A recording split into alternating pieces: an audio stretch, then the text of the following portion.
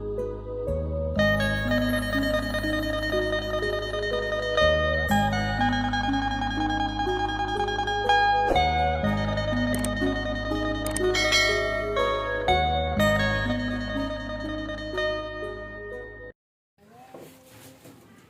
สบายดีและสวัสดีเด้อพี่น้องหมดทุกคนเนาะ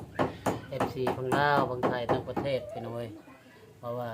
หมู่เพื่อนบอกว่าอยู่ใส่ก็ตามเนาะ FC หมดทุกคนมื้อนี้บ่าวกำพังกลับมาเฮ็ดกินนองงัวอีกเทื่อนึงพี่น้องเพราะว่าเฮาได้นองงัวเนาะ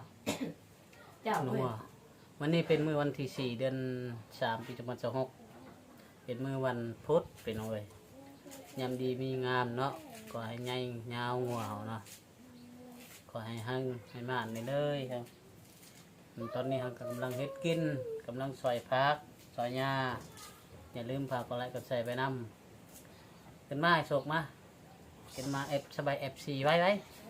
บอก FC เฮาเฮ็ดยังมื้อนี้เฮากำลังเฮ็ดยังอยู่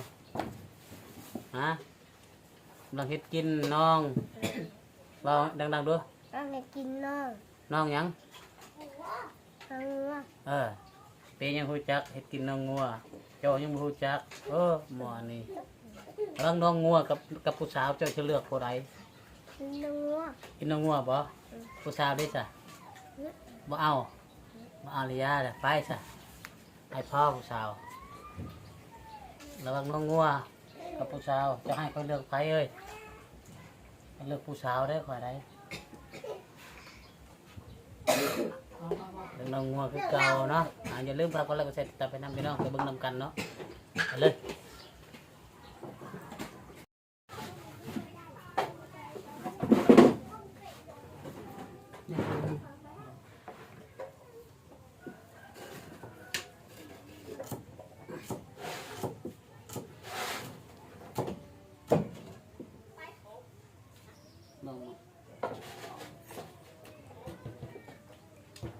นี่ทุกคน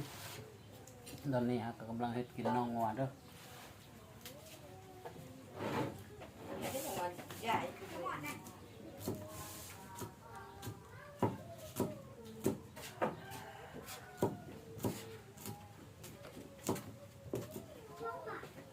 มันจะแนะนำผักตัวไปหาซอยผักใส่ล้างแล้วบ่ผัก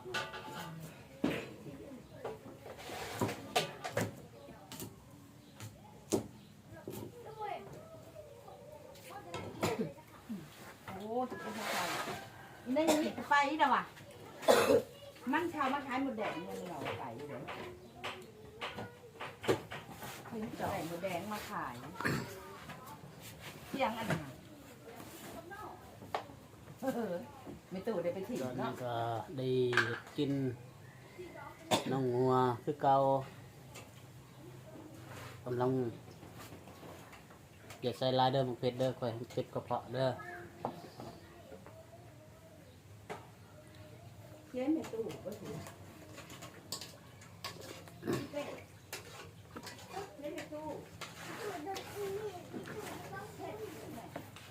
น้องงัวไปเนาะนี่น้องงัวเลยนี่น้องงัวลายๆแซ่บหอม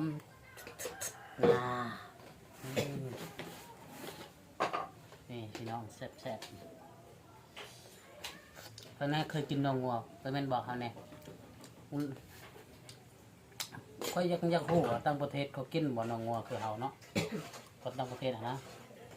น้องงัวก็กินคือกัน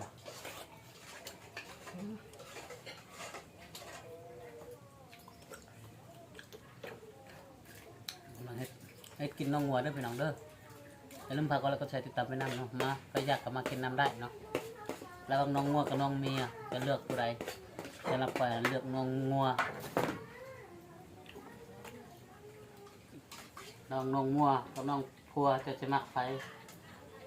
น้องพัวบ่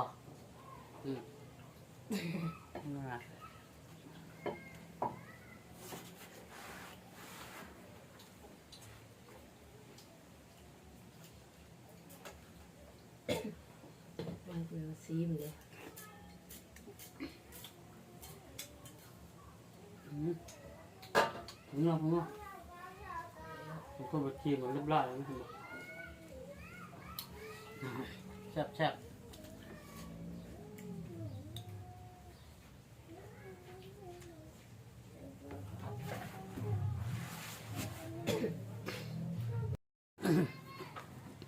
ตอนนี้กำลังขัวเนาะกำลังซอยน้ำกันพี่น้องเผ็ดแซ่บๆนี่เด้อ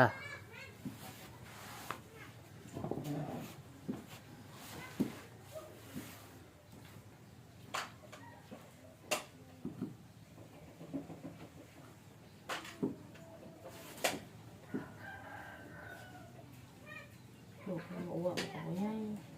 พอก่อน